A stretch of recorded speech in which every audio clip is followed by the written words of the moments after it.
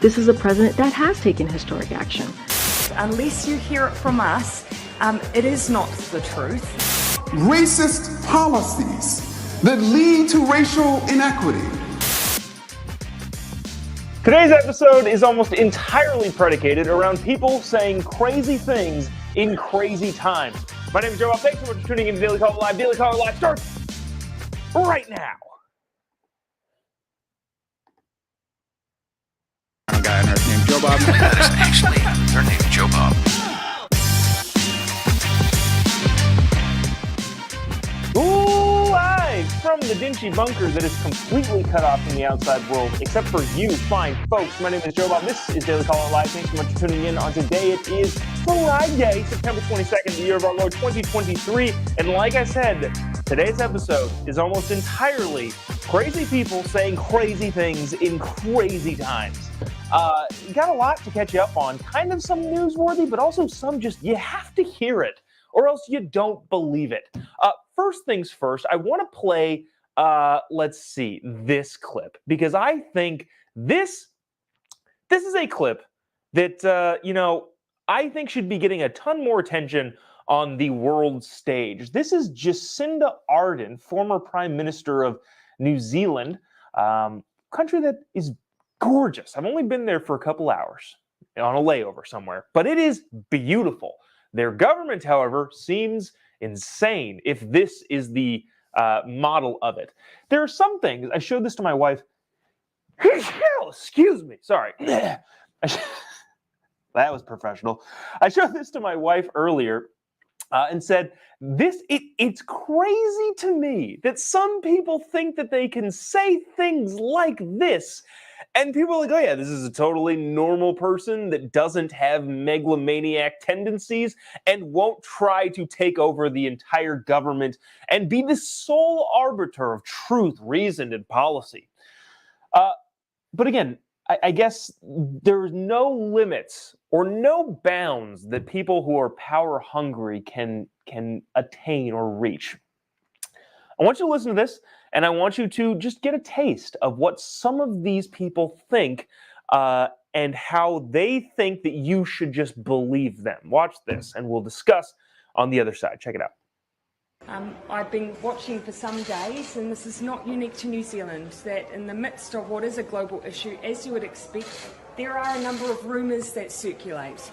I am present on social media, or I see it myself.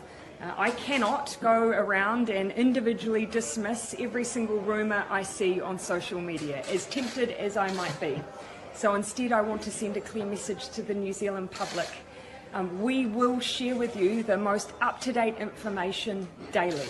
You can trust us as a source of that information. You can also trust the Director General of Health and the Ministry of Health.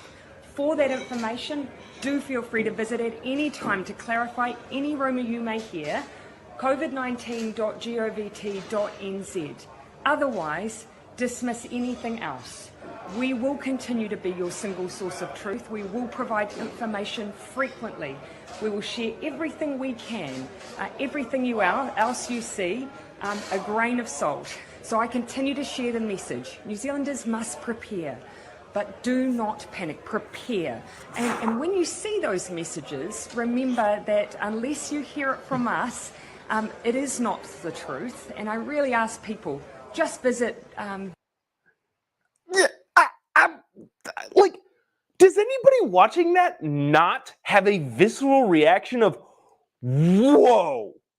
The lady there, the former Prime Minister of New Zealand, just said out loud to cameras that we, the government, will continue to be the single source of truth. I mean, and now, in modern times, as crazy as the politics have gotten, there's a lot of references to Hitler. If that isn't the most Hitler thing that has been said, I guess I don't know what is. No, we, the government, are the sole source of truth. We will continue to be. I think the exact words were the sole source of truth. And if you don't see it from us, it's not true. We will come into your homes and arrest you if you disagree. She didn't say that. That last part might have been a little bit of editorializing, but holy cow! I guess I just boggles my mind that somebody thinks that they can say that sort of thing in front of cameras as a former world leader. I guess. Can you call New Zealand, like the leader of New Zealand, a world leader? I guess they are a leader in the world. I don't know. I guess maybe the bar is way lower than I thought. But a lot of people commenting saying like, OMG, yeah, LMAO, funny. A lot of people said, bless you for my sneeze. Thank you. I appreciate that. But wow, we will continue to be your single source of truth. Okay. I don't want to make that reference. Oh, sure thing. Yes, we believe the government has never been wrong about anything ever at any point in time. Wow, the audacity. Speaking of the audacity, I want to get to another guy who is my favorite character to bring on the show. You know what? And we haven't talked about him in like a year and a half probably. But Ibram X. Kendi, a.k.a. Henry Rogers, that is his real name, and then he changed it to sound more, I don't know, whatever he wanted to sound like. Ibram X. Kendi is back in the news after facing backlash in his anti-racism center at Boston University. Just a shock. We are all, who could have seen this coming? Specifically going on at the Henry Rogers anti-racist Boston University thing. They got $43 million in funding from, this is Charlie Kirk tweeting, by the way, from guilty white liberals. After 3 years, the center produced nothing except an anti-racist book festival and a COVID racial data tracker that collected data for 1 year, then shut down. Now the anti-racist center is being accused of mismanagement of funds? Because of course, says Charlie. So they got $43 million. And then really the only thing that was produced out of this anti-racist center at Boston University was an anti-racist book festival. I'll just say this here and now to the folks at Boston University. I could do it for half that. $43 million. We'll just call it a flat 20. I can produce an anti-racist book festival for $20 million. I won't even, you know what? Take it down to 10. I'll do it for $10 million. That is how generous, it's a morning. Generous I am with my time, resources, and ability. But of course, no one's surprised by Henry Rogers' stunt and political grift. But it does give me the opportunity to play one of my favorite clips we've ever played on this show. Again, we haven't touched on it in about a year and a half, probably. But I think there was a time during the show that I was playing this almost weekly because it is my favorite clip ever. And also, too, well, let me play this clip for you. It's, I don't know, a little less than a minute. But it is Ibram X. Henry Rogers' definition of racism. I almost feel bad for this guy, except for the fact that he somehow stole $43 million from a university system. Check it out. Watch this. You talked about the importance of defining racism, but I unless I missed it, which is possible, I didn't hear your personal definition. Is there one that you would offer us? Like, how do you define racism? Sure. So racism, I would define it as a collection of racist policies that lead to racial inequity that are substantiated by racist ideas.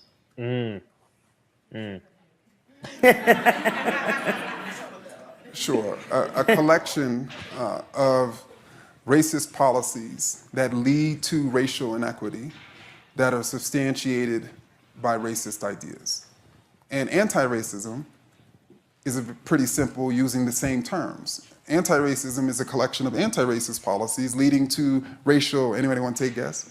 Equity that are substantiated by anti-racist ideas.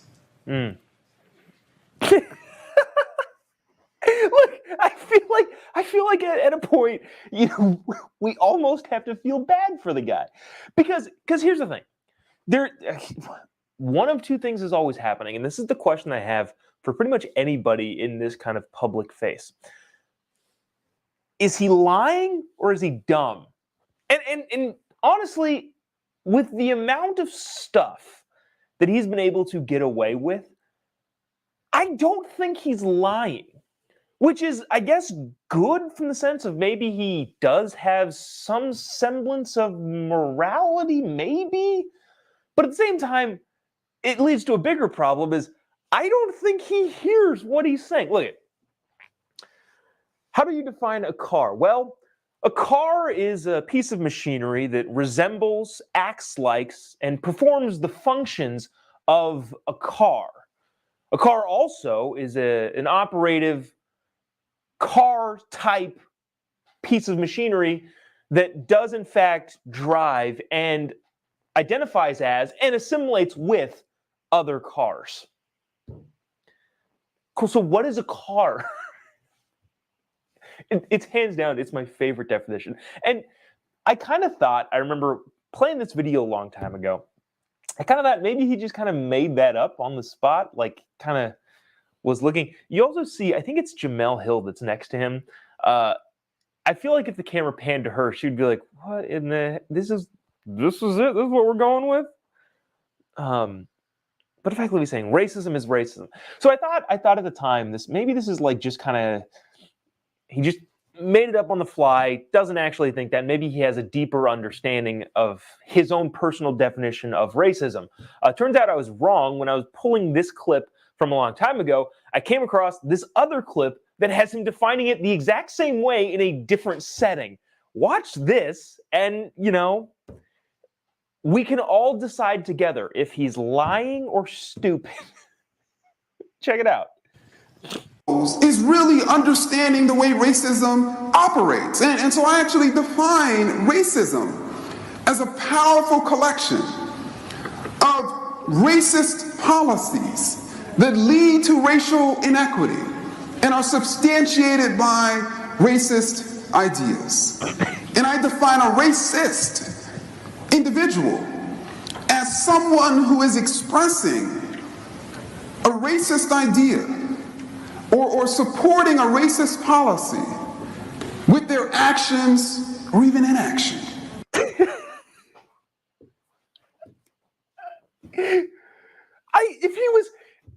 If he was trying to be a satirical version of himself, it would be a hilarious performance. What did he say? A racist person is somebody that commits racist acts either by action or inaction. And racist acts are something that perpetuates racism. And racism is a collection of racist acts and policies.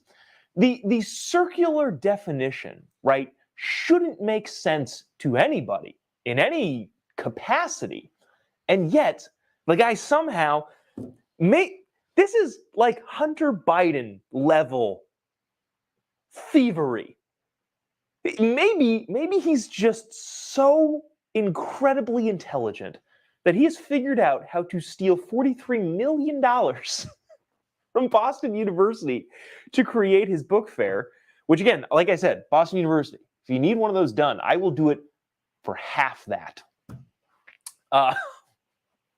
It's Hunter Biden level strategy here. Maybe he's an actual genius. I don't know. There's so many funny comments in the comment section. I laughed during his little spiel at this one, Ryan, saying, Mama said stupid is as stupid does. He's like the Forrest Gump of racism. Marcel says male version of Kamala Harris. A lot of coordination here in the comment section, Jody, the Kamala Harris understudy. Wow, a lot of people saying it sounds like Kamala Harris. Angela says sounds like Kamala. Great minds think alike, I guess. But again, I will completely admit that I'm using this as an example. I'm using his inquiry into corruption and embezzlement and whatever else he's being accused of as to where the $43 million he got went, as an opportunity for all of us to have a laugh on a Friday at a person who just may in fact be an idiot. Or he's super smart and he's scamming us all. I don't usually like to punch down, I guess, but I just think this is great. Moving on to other people saying weird things out of their face hole. Yesterday's press conference, again, this is one of those things where, like, I don't know how seriously to take it. Because on one hand, these are incredibly serious issues that are affecting the American people.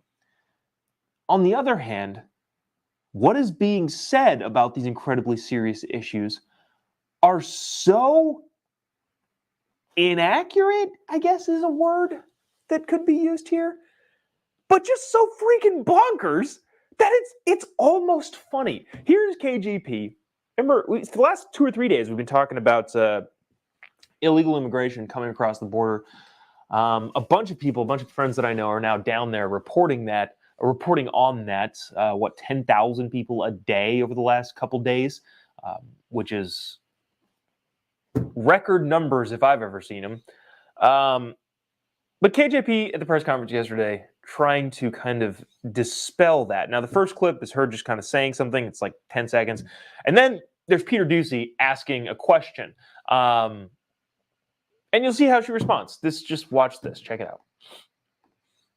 This is a president that has taken historic action on an issue, on a system that has been broken for some time. Thanks, Green.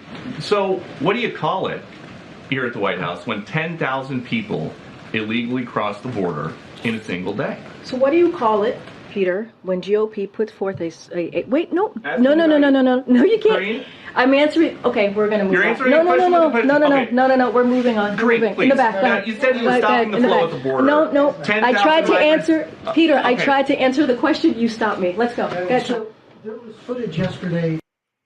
Yeah. So Peter Doocy asks, so what do you call it? If you're saying that this is that the Biden administration has made tons of success and improvements on the border immigration policy, if that is success, let's say, I guess the offer still stands for pretty much anybody on the lefty side of the aisle. I will do it for half. If this is improvement, I will make it worse. I don't know. That analogy didn't make sense here. I was trying to kind of play on the same thing of a $43 million book fair. I'd do it for half, but it didn't work. Anyways. To continue on, though, she got piggybacked by another reporter that wasn't Fox News, asking the same issue, saying basically, when will it be enough for the Biden administration to actually make a move on this? And this is how that went. I'm still thinking about that awful analogy I tried to make that didn't work. Anyways, check this out. How many people coming into this country illegally is enough for President Biden then? Say that last one. How many people illegally coming into the United States is enough for President Biden's administration? Enough for what? 5.9 million people have been encountered illegally. I know the numbers, but enough for what? Enough just to stop the flow. As I mentioned, this is a problem that's been around for some time now, for decades. A broken system. But what, 5.6 million people have crossed during the Biden administration alone? And what have the numbers been? The numbers for the last 20 years have been like 11 million illegal immigrants in this country. And that number hasn't really risen. I think they're now saying it's like 20 or so. But the bottom line is, yeah, the problem has been around, and the problem will always be around. There will always be issues with the border because the border is a complex situation. That being said,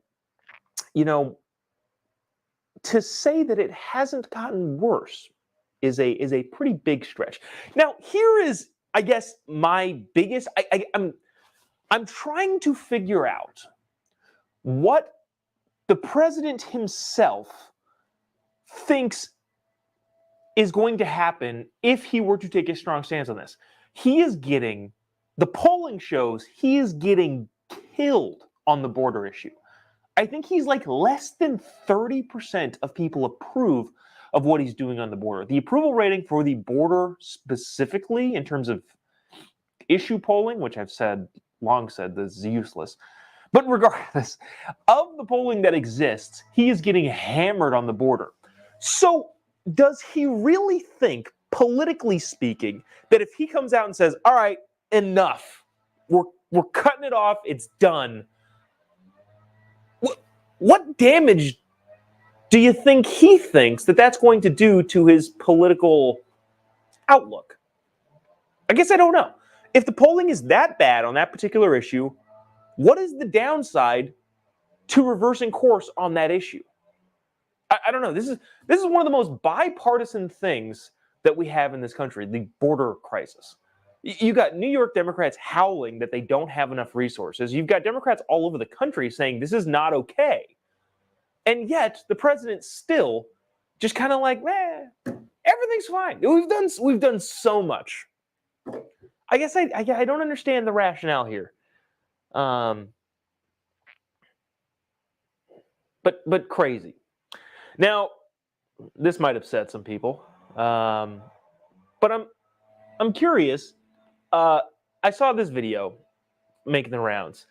This appears to be Poland and their border, and some of the tactics and things that they do to keep illegal immigration out of their country. I'm going to play this to you. Might be a little upsetting, but is it doable? That's just the question I'm posing. I'll leave it up to you in the comment section.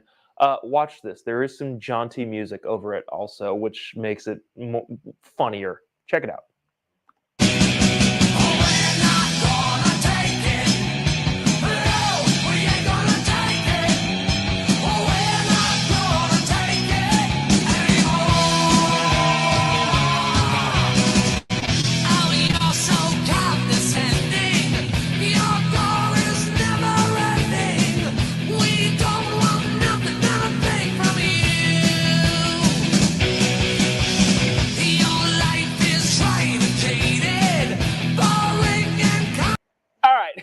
Okay, so again, I don't actually know the commentary on the video on Twitter that was making the rounds was this is Poland's border. I have no idea if it's Poland's border. I have no idea. I didn't know. I did zero background check on this particular video. However, that being said, the question that I'm still posing is, does that seem like an effective option? If you're just listening to this and you weren't able to see it, it was a bunch of water cannons pushing people away from the border fence. Is there any reason we can't do that? I guess, is there any law that says, hey, we can't spray people with water, effectively not hurting them in any way, shape, or form until they decide to not stop coming? And of course, the argument will be, well, you're going to spray women and children with water?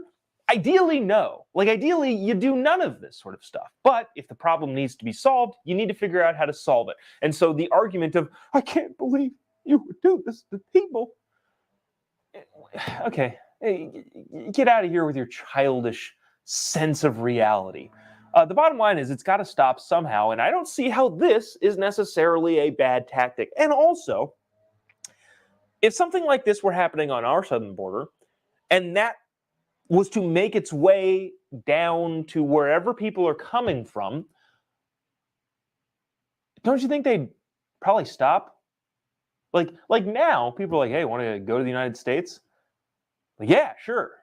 And I've said this before, I do not blame the people that are trying to come here. If I lived in Southern Central America, wherever they're coming from, or anywhere else around the world, I would do everything I could to get my family to the United States of America. I don't blame the people for trying.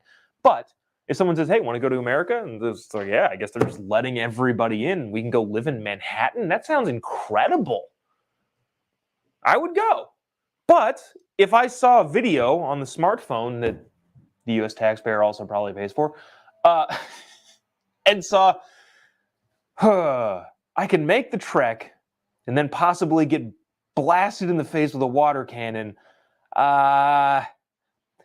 Yeah, I'm going to pass on that for at least right now. Maybe I'll try and go in the legal way. I don't know. I think you wouldn't have the issue of you're going to spray women and children with water because they wouldn't be coming.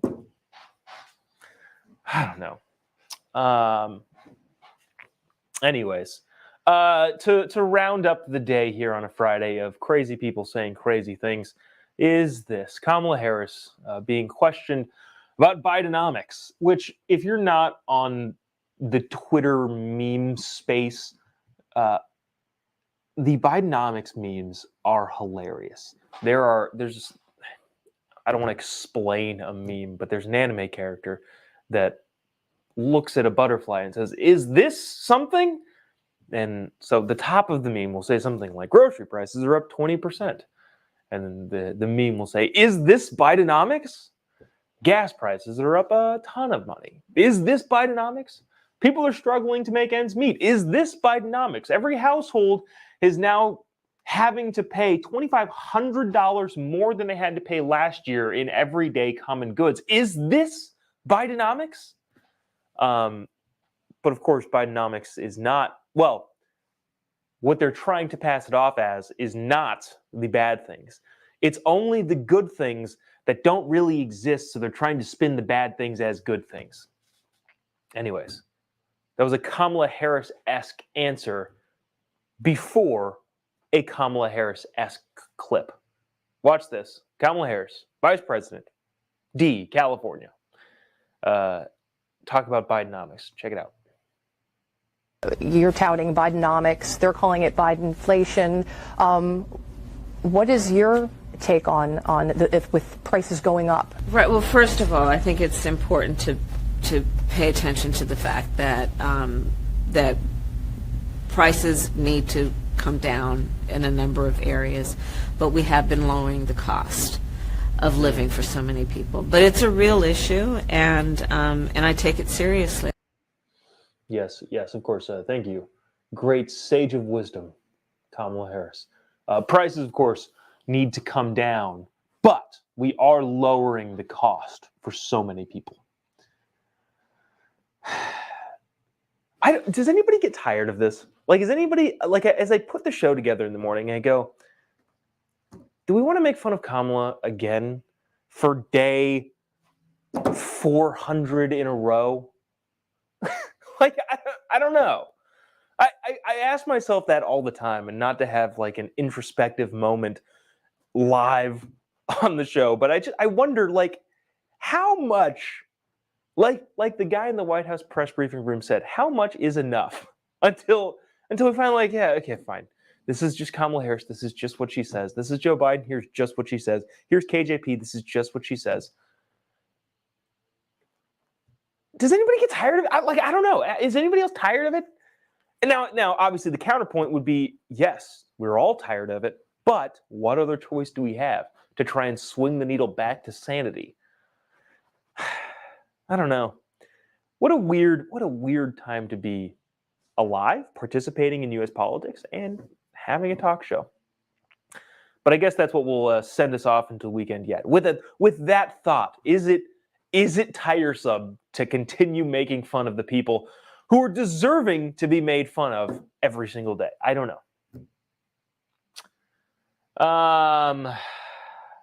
But that'll do it for us today and this week. Appreciate you sticking around and tuning in. If you haven't already, give me a follow on any of your... Oops. If you haven't already, dang it. If you haven't already, give me a follow on any of your social media accounts. Just type in JOBOB. You'll be able to find me. You'll be able to find me pretty much anywhere. There are only about 15 tickets left to the Fallbrook show that is tomorrow in Fallbrook, California. I got a phone call and I lost my train of thought.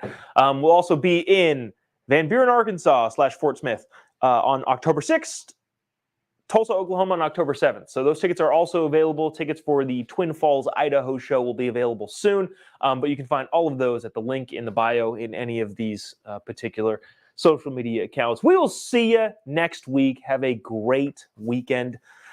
I'm not sure we're going to be here Monday. I'm traveling to Phoenix, doing a thing with Charlie at TPUSA, and maybe if we get to do the show earlier, we'll see. We'll see about Monday. But regardless, we'll see you at some point next week. See you then. God bless America.